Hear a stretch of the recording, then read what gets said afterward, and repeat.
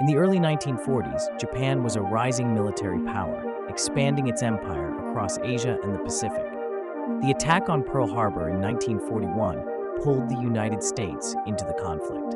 Japan's forces advanced rapidly, but by 1945, the tide had turned. The devastating bombings of Hiroshima and Nagasaki marked a tragic end to the war, leading to Japan's surrender. But what happened next?